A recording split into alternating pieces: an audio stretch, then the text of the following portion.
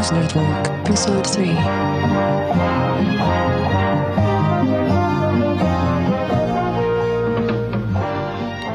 Hello, and welcome to the Vaporwave News Network, a bi-weekly podcast about the contemporary vaporwave scene. We feature news, discussion, and current trends, as well as reporting on upcoming releases and events in the vaporwave, future funk, and adjacent communities. I'm your host, Alex, aka Trucks Passing Trucks.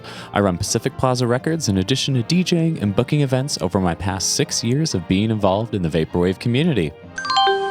Welcome to Vaporwave News Network. It's episode 3, covering the first half of June 2023, over 10 years since the birth of this genre and scene. I'm going to talk about a bunch of things that have been happening in our vapor world lately. But first, as usual, what's been going on with me? Summer has started in Southern California, but the weather hasn't quite been reflecting that. Personally, I don't mind the mild weather, and we usually get a decent dose of June gloom anyway. So, for me, I had a bit of change in my work schedule due to summer camp starting, which means when it's hot and I gotta be working in a hot building all day, that's kind of uncomfortable. So I'm happy for the cool weather for now, especially when I'm soldering with a 900-degree soldering iron. It can be a little rough, so the cool weather's fine with me. And I'm trying to be flexible with my podcast release dates and take it easy on myself. So thank you for being patient for this episode. And, it's going to be an insanely busy summer. So what have I been listening to lately? Well, initially I was kind of struggling a bit to figure out what I've been listening to a lot lately, because honestly, most of my listening has been for the podcast or stuff on my label. But when I was driving up to LA recently, I was showing my girlfriend a group from Sweden called JJ, who were active during that Swedish indie pop revival that sort of went rogue with electronic influences back in the late 2000s, early 2010s, under the auspices of the Sincerely Yours label, a label with music that would go on to have a big influence on Young Lean, Suicide Boys, Drain Gang, and was a huge inspiration for the Year 001 label. What I recommend is that you check out their album JJ No. 2, which is stylized N0.2. So JJ No. 2. It's Balearic beats meets ephemeral indie pop and woozy 2000s hip hop and EDM. It presages and is a much more emotional and artistic version of kind of like that tropical house thing that would spawn in the wake of the Balearic revival of the late 2000s, and tropical house became a big thing in the early 2010s. So check out that album, check out that band. Sorry for the long spiel there, but I really love this album and I love this group, so do yourself a favor and listen to their whole catalog. Now, it's been pretty quiet on the events front out here in Southern California, but that is about to change, as you'll hear. And I did actually get out and do some visuals recently for some young local bands, and it's always interesting to see what the next generation of rock and rollers are getting influenced by. And I'm preparing for a few shows coming up myself, including multiple dates for Sweat Dog Biz this summer, and a big show in LA for Yoitoki on July 1st. More on that later, but enough about what I've been doing. What's been happening in the vaporwave scene the last 2 weeks? I'm going to start off with some gigs, move on to my usual segments here, and then we'll get to our main topic after all of that good stuff. Live shows. There actually hasn't been too many, but Vaporspace did have a doubleheader out in St. Louis with a Friday night gig and a Saturday afternoon kickback. They had the Vapor Goth Dance Party and Vapor Bazaar events, respectively. Yoitoki was up in San Francisco at the Rickshaw Stop back on June 10th with Fantacat. And, I'm not sure there was much else. There's some URL things to mention, but like I said earlier, early June's a bit quiet. Early, too funny. Anyways, but I think that's because people are building up for some big things later this summer and fall. On the URL front, we had Hot Takes hosting Luxury Noise. Luxury Aesthetics with DJ Non did an episode called Breaks.net, which was definitely an inspiration and helpful for my main topic today. Shouts out to DJ Non as always. I appreciate you appreciating me on your show. So back at you. And then Luxury Elite hosted a Neon Nights episode on June 6th that featured friends and family over the show on YouTube. It was a big one. People really loved it. There was another URL event, a 3-day streaming event hosted by Skyline Tapes. It had a bunch of big-name headliners, we saw in a lot of different gigs during the pandemic, and some smaller artists from their catalog. The VODs are still up on Twitch at twitch.tv/Skyline Tapes. On the podcast front, we had Night Clerk, who did an excellent episode on Signal Wave. One of my favorite parts of the podcast was a great point one of them made about younger people not experiencing static noise as part of their normal media consumption. Thus, static is like a bit of a foreign thing for them and a signifier they can play with in signal wave collages.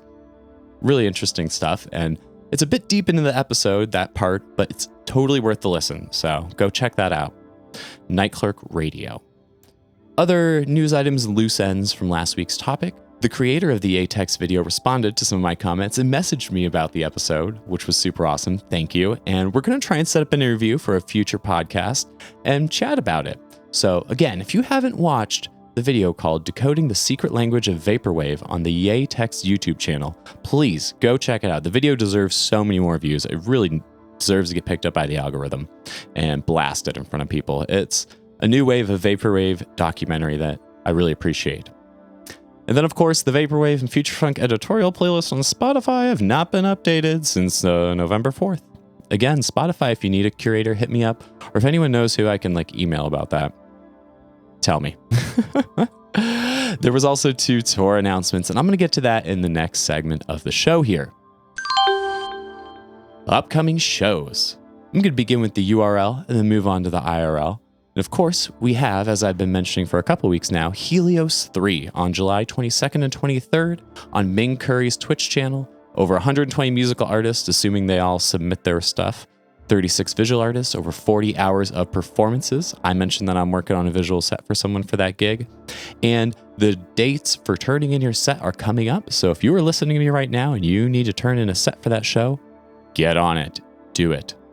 Neon Nights, hosted and curated by Luxury Elite, will be having another late June episode, I'm sure. And actually, there was just one the other day on the 15th, but I didn't really catch it and get to it in time for our show outline.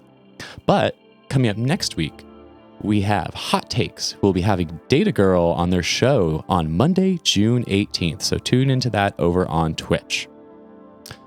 For IRL, we got a whole slew of shows finally being announced, and I'm going to put a little warning here at the beginning. This is my own personal opinion. Even though some people are going to encourage you to travel to some of these smaller shows that are happening, more things are coming, more bigger things are coming, and there's going to be a lot of things taking off in different parts of the country. You won't have to travel as far. Starting this summer and this fall, be on the lookout. There's a lot of things coming to smaller regions of the US, Canada, and even people like Lost Traveler putting on international shows in South America. And the first show I'm going to mention here, coming up in late June, is actually a show in South London being thrown by My Pet Flamingo with their sister label and Future Sound's Patrick Fakeman.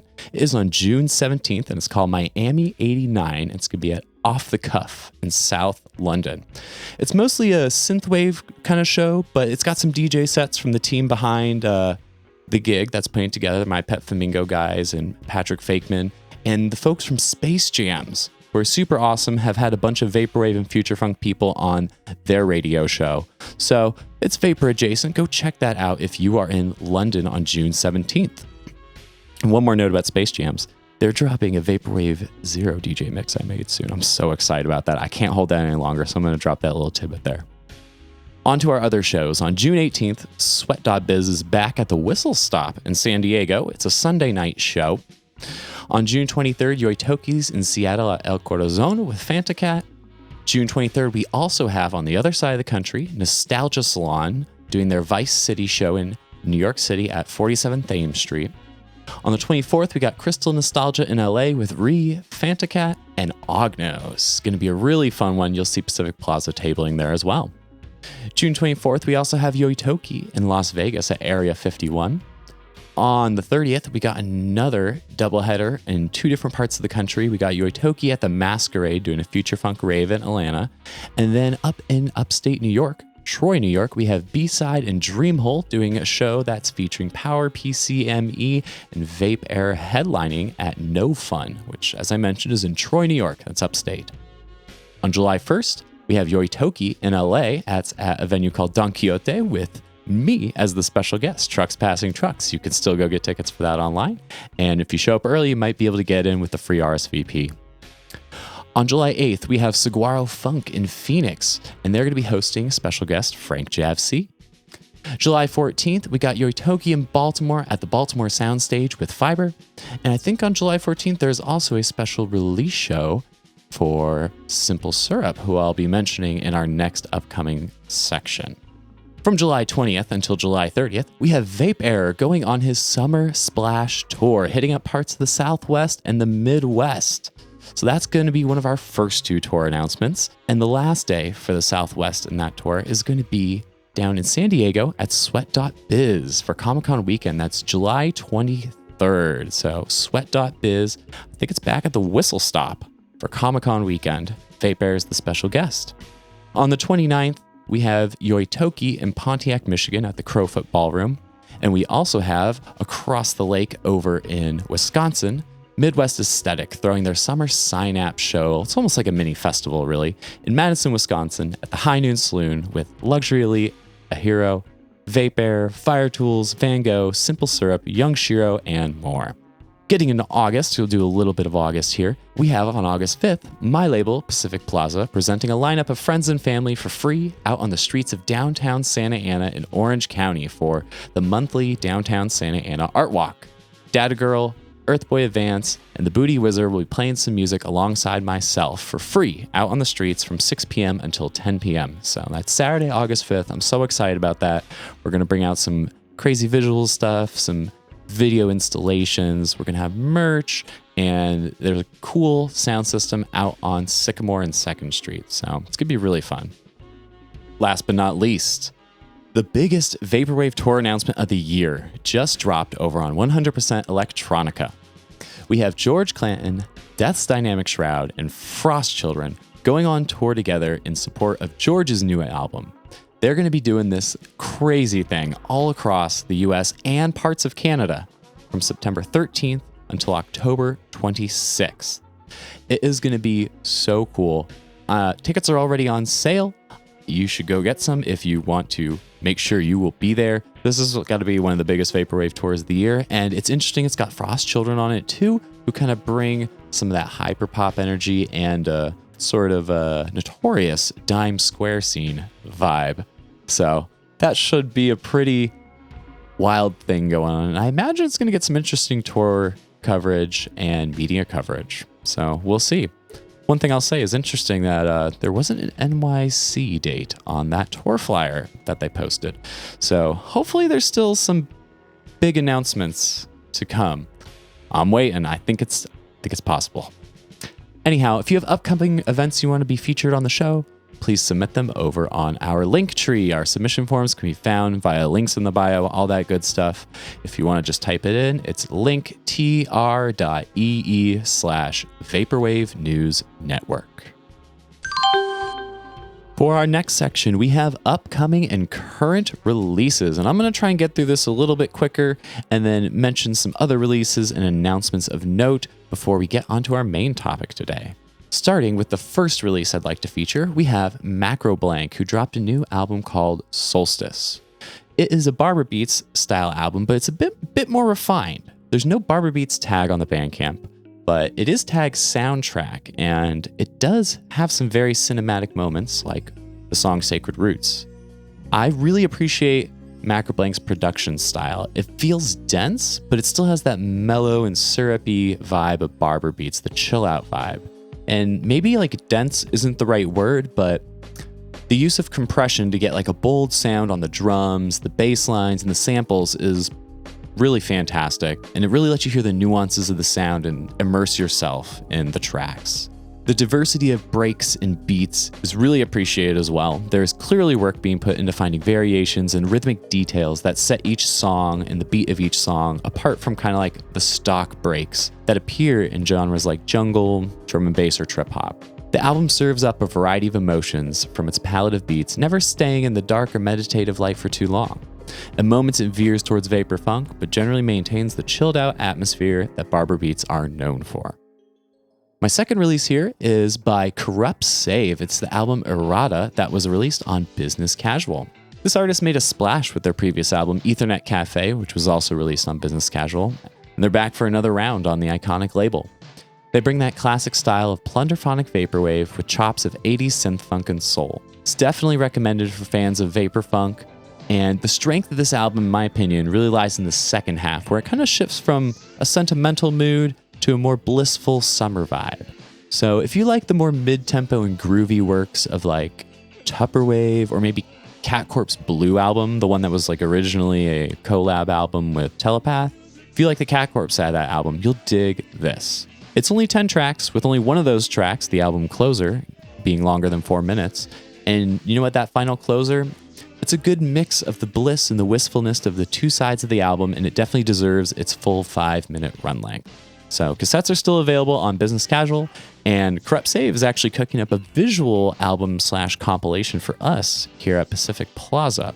And that's going to be a compilation of music videos, curated animations, and GIFs covering tracks from his previous release and this new album. So look out for that on our label later this summer.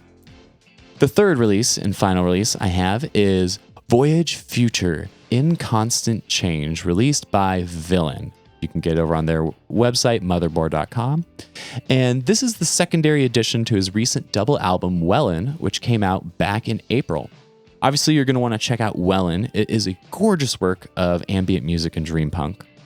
But this new release starts off kind of light and mysterious with sounds that remind me of like early to mid 2000s new age ambient music that's sort of been like whittled away, and it continually turns darker as this album progresses.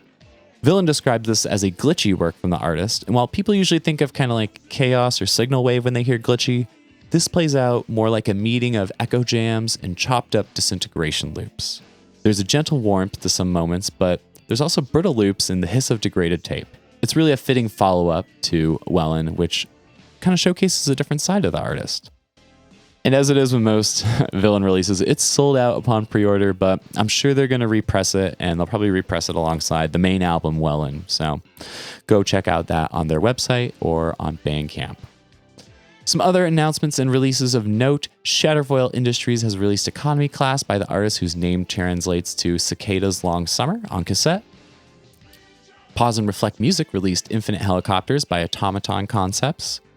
Business Casual has their June lineup out, and it includes 3 more releases besides the Corrupt Save album. Telenight's Summer Days, which is on June 9th. Ghost Memories Cyber Drive on June 16th.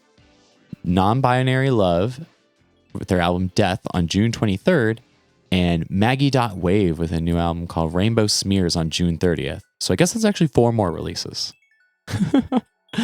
Anyhow, Ognos has a new EP called Gilded Sentience, which is coming out on my label, Pacific Plaza. That's going to be on June 23rd. It's going to be 6 tracks on the cassette version, and you can actually check out the new single on Spotify, as well as a remix that N-Rail did, and that remix is also going to be on the cassette.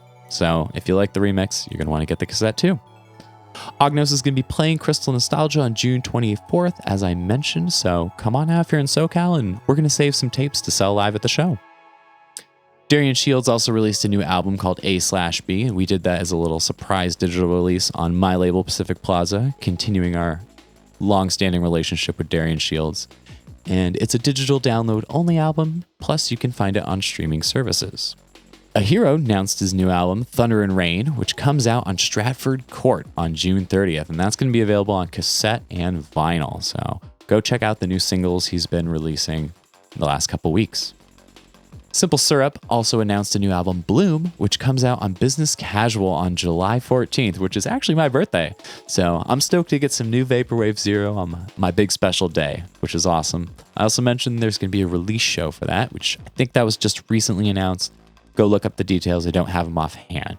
If you have any upcoming releases to send to us for coverage, please go to our Linktree and use the upcoming release submission form. Priority is given to new releases, and we typically aren't super interested in reissues or things that were just in our previous podcast cycle. So please note, if your album's also not publicly announced by the time I do the voiceover, it's probably not going to be featured because I don't want to preempt labels' announcements. Okay, on to our main topic today.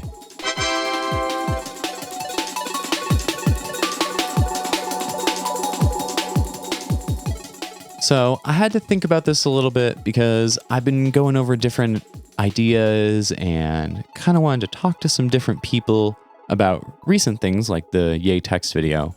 But there's been a lot going on in the world of breaks, and breakbeats over the last year or two, and I thought it would be interesting to talk about the intersection of vaporwave and breaks.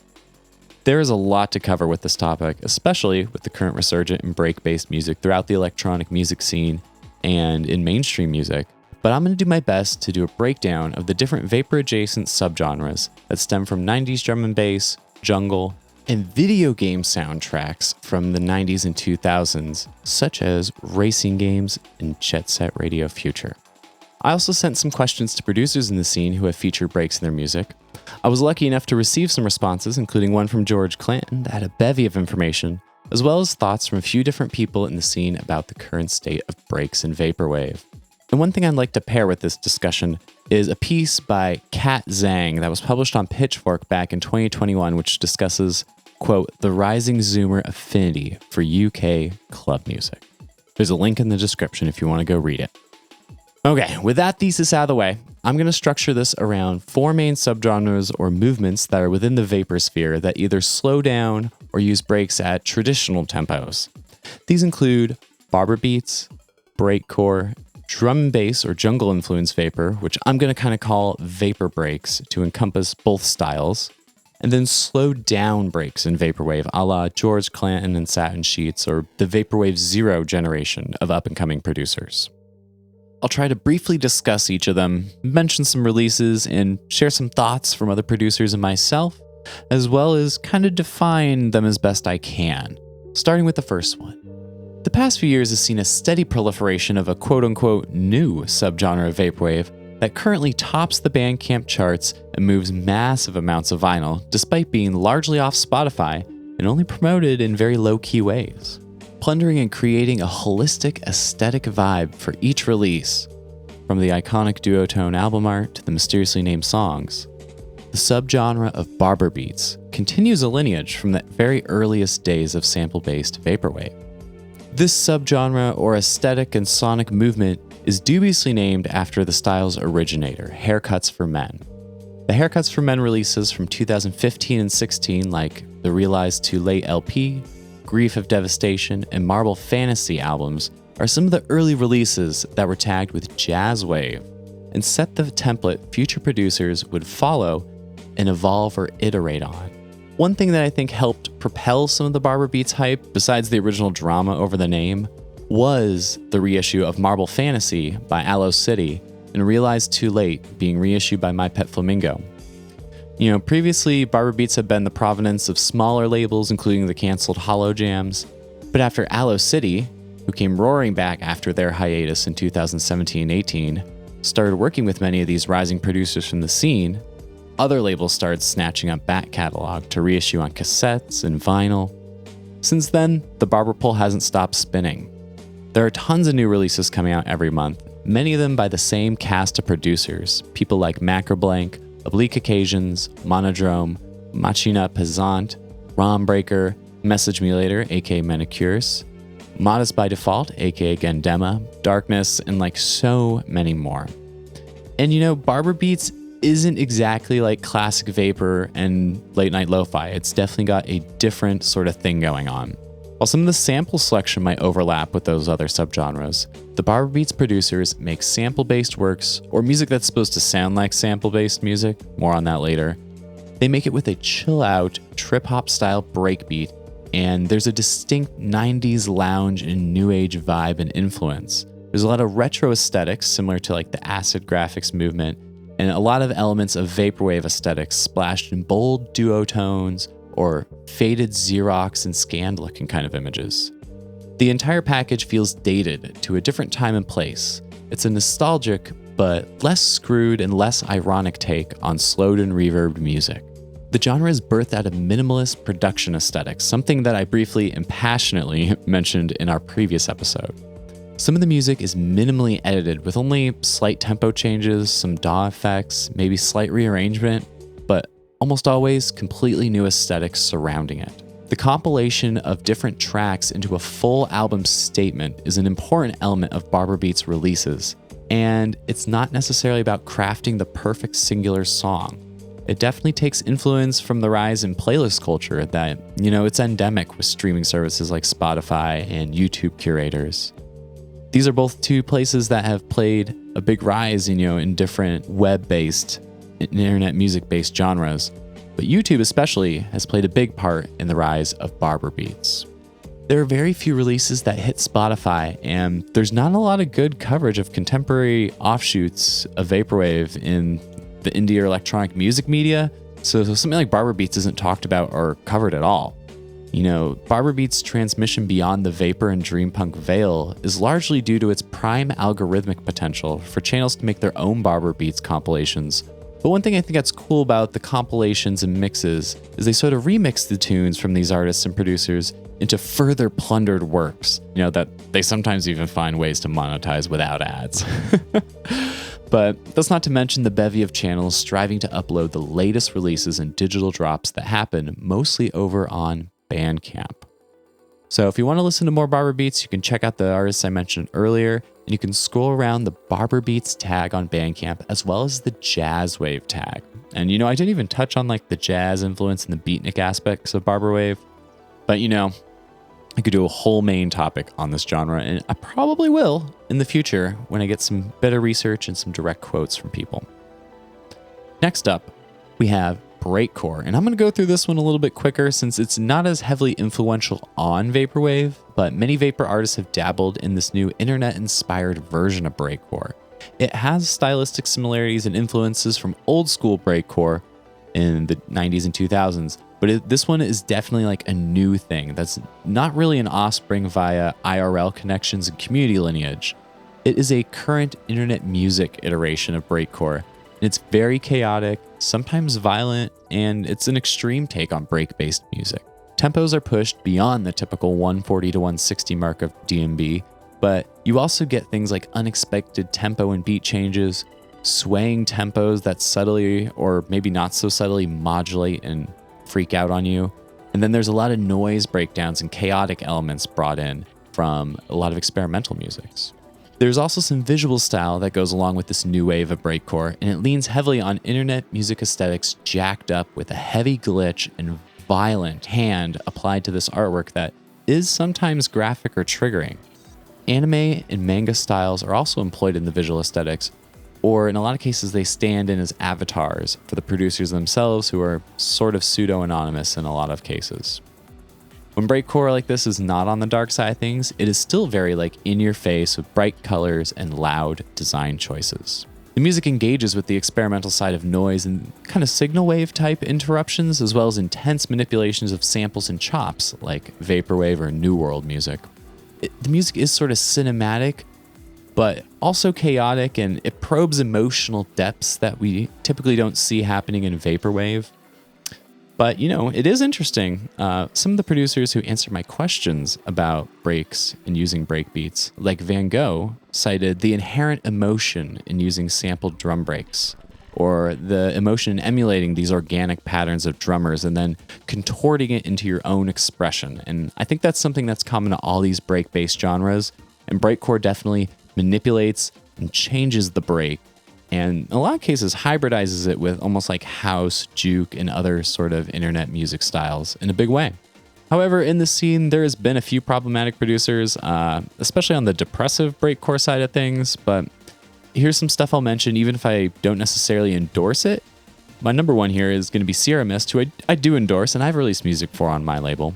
But there's other people like Young Lane, there's some of the stuff by Machine Girl that's considered to be breakcore, Ivy Synthetic, there's Yandere for a more dance music weeb take on it. There was a label called Hypercube Records. They dropped a compilation back in April that you could check out that has a lot of different variety. And then the label Mad Breaks from Mexico. Splitting off from the wild insanity that can be breakcore, we have a more vaporwave influenced and influencing subsect of the breaks resurgence. One that is influenced by drum and bass, ambient jungle, liquid offshoots and atmospheric offshoots of those genres, as well as a heavy dose of soundtrack music from racing games, extreme sports, and the ever-present influence of the British rave scene.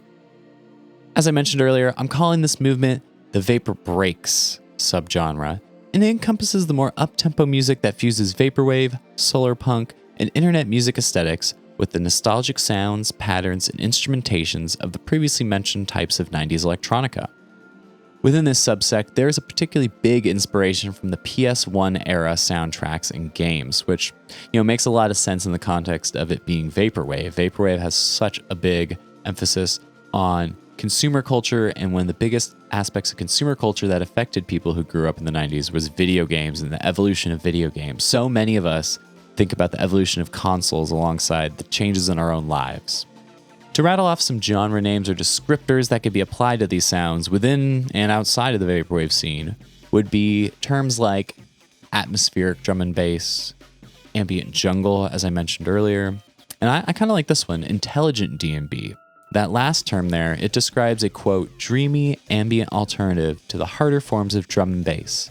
The intelligent sound initially sprang from the mind of LTJ Bucum and like-minded artists on his Good-Looking Records label. And that's a definition I found from a Red Bull Music article back in 2018, actually, that goes through a bunch of different subgenres in the breaks and drum and bass world. So right off the bat, I'd recommend you check out a couple things to get a sense of the sound in its vapor-adjacent context, and some of these have been big hits, and some of these are new and coming out soon. We have Pizza Hotline with the album Level Select. It's great. It's definitely a standout from this list. The artist System ST91 is another one you can check out. They've been mentioned and recommended by Hot Takes and DJ Non from Luxury Aesthetics Online. There's also the upcoming EP and new single by Ognos that my label is putting out. I mentioned that earlier. And then we have US Golf 95's new release, PlayStation Jungle.psx, which I mentioned in our last episode. One of the biggest curators of sound, taking in things from outside of Vaporwave and also digging into the old school forgotten releases of the 90s, is the YouTube channel 4am Breaks. Scroll through their videos if you want to get a sampling of the spectrum that the vibes in this sort of subgenre encompass, and to find even more stuff related to those various terms I mentioned earlier and maybe descriptors of some breaks-based music. On the Vaporwave side of things, the solar punk and solar trap experiments slide in neatly alongside this Vaporbreaks subgenre, with many artists dipping their toes into the Vaporbreaks aesthetic to participate in compilations for solar-based things on labels like Global Pattern and VA10. They both have great compilations that you can check out, which will have some of this Vaporbreaks sound to it.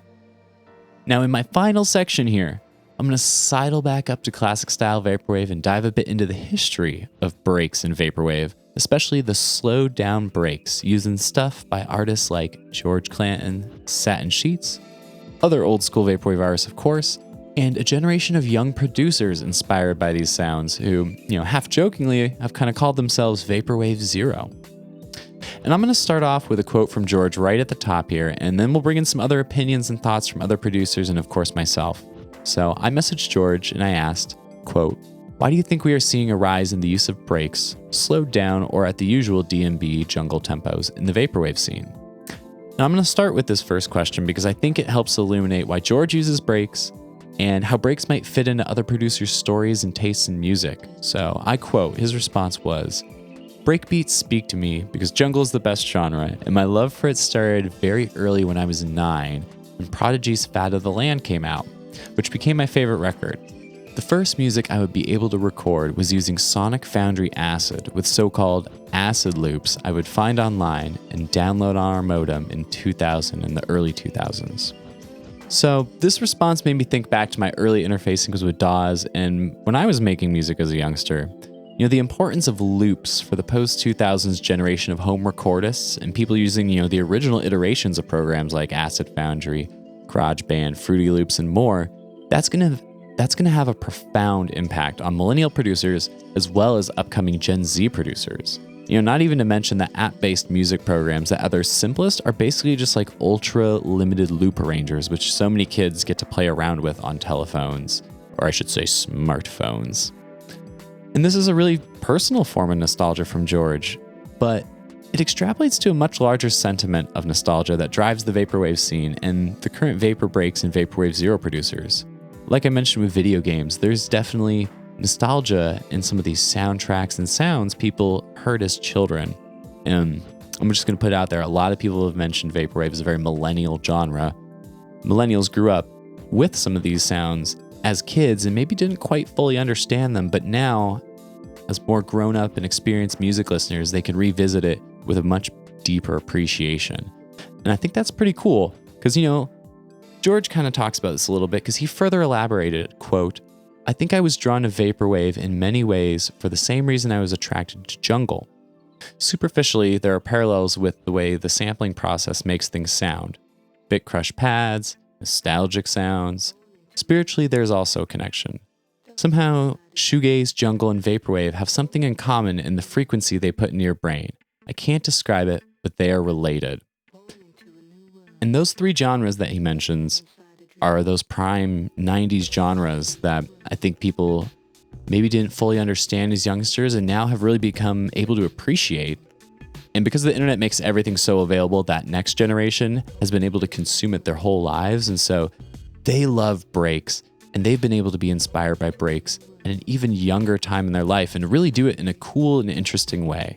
So for these releases like Pizza Hotline, US Golf, Ognos' Gilded Sentience, they're making a direct connection to video game systems and sounds from their childhood, which is a common theme in Vaporwave, and the wide array of video game-inspired music in the community, I would say, speaks for itself.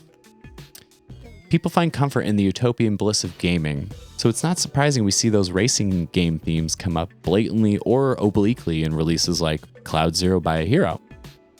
Some of the producers I reached out to, especially the ones on the younger side, repeatedly mentioned the life and emotion found in sampling breakbeats or coming up with your own breakbeats. For instance, a Hero told me, quote, "They have more life in my opinion. They're a lot more fluid and they have a lot of room to evolve and change throughout a song without it getting repetitive," unquote. The reanimation of the beat and evolution of rhythm with contemporary music technology is an interesting form of resurrection, giving a new life to the music. And breakbeat influenced music certainly has been gaining a new life in the consciousness of the up-and-coming generation of music lovers and ravers. An interesting aside for myself that goes back to the Barber Beats discussion is that when I listen to original or sample-free Barber Beats, I don't quite get the same feeling as the sampled ones. I almost feel like I can tell when it's not sample-based, and maybe that's not always in a good way. Some of the stuff on Spotify labeled sample-free Barber Beats, it kind of makes me feel that way. I've listened to some of that and I'm like, there's something different. I can't quantify it or say I've done listening tests to see if I can pick out which are sampled and unsampled. But, I have had the experience of looking up the details on a Barber Beats album to find myself unsurprised it's sample-free. But back on topic, Van Gogh also said, "What I love most about using breaks in my music is slowing them down and combining them into something entirely new. It can help create the backbone of some really creative and emotional drums," unquote. And while it's not a new concept to use breaks in Vaporwave, this new generation producers are bringing more emotion to their Vaporwave, and they seem to draw a lot on these breakbeats, the 90s inspiration, and utilize the atmosphere of sampled music that reimagines new places for Vaporwave to go as a genre, and new places for the listener to travel in their nostalgic re-memories. I can't quite put a date or specific release down as the first Vaporwave inspired heavily by breakbeats album, and it kind of seems like a fool's errand to search for that. Inevitably, someone's going to find a small album or a lost release that heavily dips into breaks, but I'm going to bring back a final quote from George, who I'm going to kind of credit for popularizing the slowed down breakbeat. And, that was kind of followed up by his peer and collaborator Satin Sheets, who I think was another big influence on this as time passed. And their use of SP303 and 404 samplers were crucial to their compositions of sample-based material, which, we see in the iconic collaborative video performance. Breaks are perfect to work for something like that. So, George cheekily told Vaporwave News Network, quote, "As a narcissist, I would like to take credit for the use of breaks in Vaporwave dating back as early as Esprit's Peter.wave. But I think the truth is that it's just following the trend of music everywhere adopting breaks," unquote. And while I think the adoption of breaks in mainstream genre crossovers wasn't as prevalent in 2013 and 14 when George dropped the legendary Virtua.zip album, his presence and continued exploration of the breakbeat has undoubtedly influenced Vaporwave over the past nearly 10 years since that album's release. So I was thinking about how I was going to wrap this segment up, and I decided to return to the article written by Kat Zhang that I referenced earlier.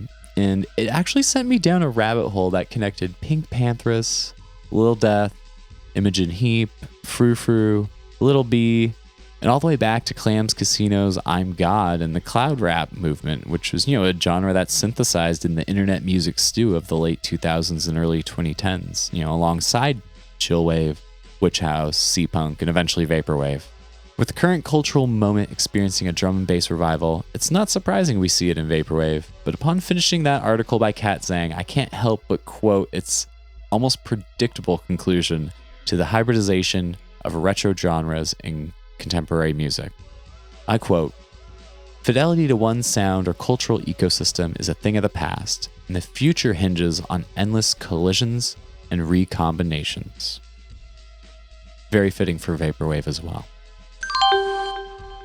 And last but not least, we have one of my favorite segments, This Week in Vaporwave History. I'm going to talk about 2 albums. I'm going to ask if someone can send me an album that I haven't been able to find, and then we're going to wrap it on up and head out of here. So, This Week in Vaporwave History.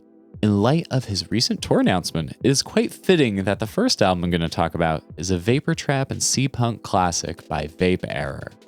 Originally released June 2nd, 2014, Manipool steered vapor trap into a different direction, away from the leering haze and prickly technological vibes of producers like Blank Banshee, Contact Lens, and Cerberus. This release shaped vapor trap with its minimalist comforts and aqueous atmosphere, which contrasts with the pointed beats that are meticulously placed in contrast to the liquid melodies. Manipool does dabble in the technological tropes of early vaporwave and vapor trap, but this album feels more like a tropical vacation, floating and bubbling gently under the cyan waves. Its straightforward elements have been criticized as too simple by some folks, but the economy and mileage each aspect of Vape Error's production gets on this album, from the synths to the 808s to the hi-hats, it's squeezed to its maximum potential. It's so thorough in the exploration of these things that I don't think any other albums seem to come close to its perfect synthesis of thematic content and trap-based music production. Like I mentioned earlier, you can catch him on his Summer Splash tour from July 20th to 30th. The next album I'm going to talk about is Sewer Greats Volume 1, released on June 6th, 2011. And the Sewer Greats compilations kind of came out over the course of a couple months in 2011, and I don't want to cover them like every month coming up for the next couple months, so I'm just going to kind of try and do as much as I can here to cover this one, because Sewer Greats was a compilation released on Sewage Tapes, and I was able to dig up a interview with the founder. The founder of Sewage Tapes was Michael Bedoin, aka Boy Mountain, spelled Boymtn, all caps. And I found an interview on the Cuddy Spot Tumblr page with him, and he said the compilation came about because, quote, "I had an opportunity to team up with Discs, really important label, side note, in the beginning years of Vaporwave. I teamed up with Discs to release a compilation of internet artists, and I made the Facebook group to keep everything together and to introduce people. These Facebook groups are such an important gestational place for lots of internet music genres and sort of the aestheticization, I guess, of music and internet culture, pulling aesthetic signifiers together to recreate new sub-movements and artistic expressions. Now, Sewage Tapes, quote, was a response to James Ferraro's New Age Tapes, a non-existent label on which he released his own music. Now it has become a much larger and multifaceted group, or collective almost. Sewer Greats is the idea of reaching the underground by wading through shit for a while. Needless to say, everyone on both compilations are mad geniuses," unquote.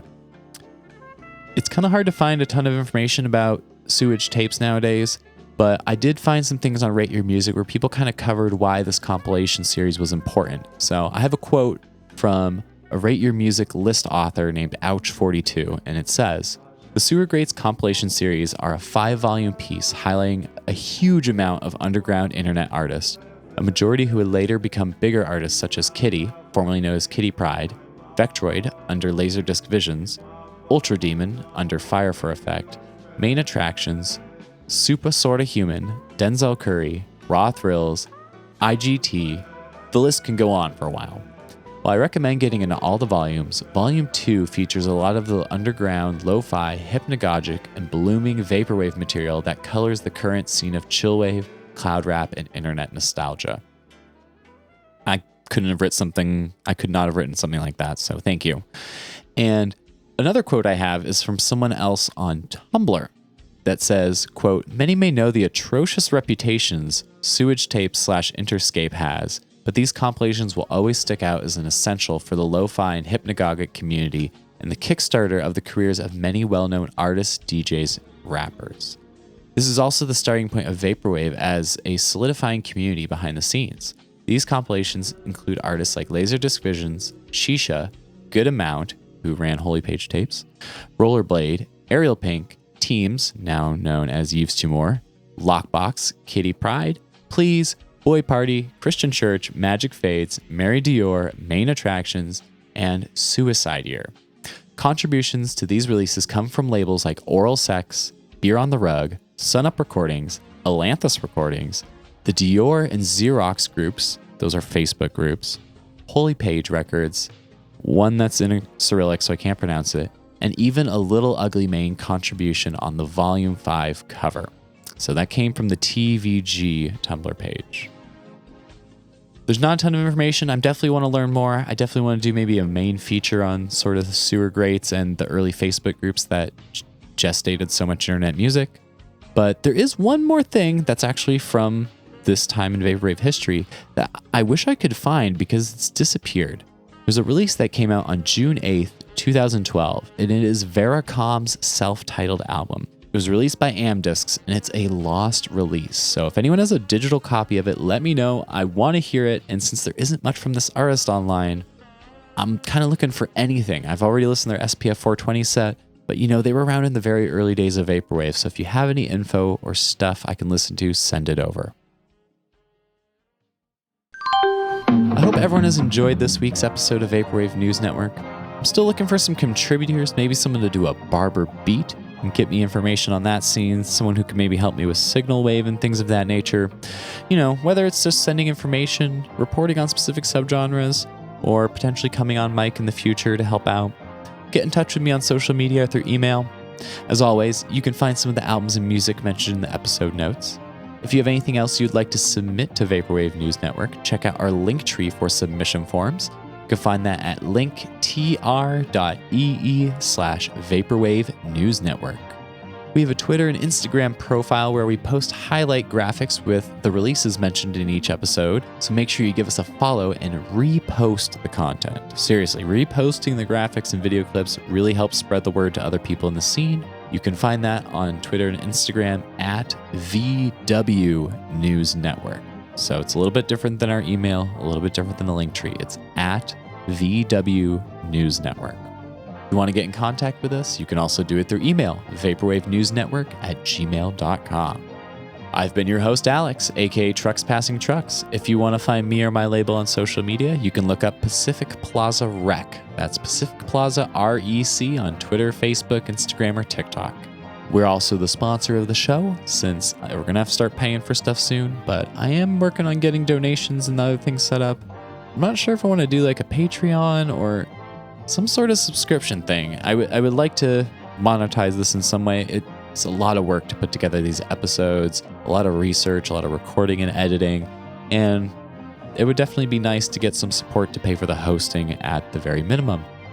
I also have a Instagram page for my music and DJing shenanigans over at Trucks Passing Trucks, all one word. Like I said, I'm playing down in San Diego at the Whistle Stop on Sunday, June 18th, and I'm playing Yoitoki at the Don Quixote venue in LA for Anime Expo weekend on July 1st if you want to catch me live there. Thank you so much for listening, and I hope you tune in to future episodes of the Vaporwave News Network. From our part of the Vapor world, this is Alex, signing off until next time. Vaporwave News Network.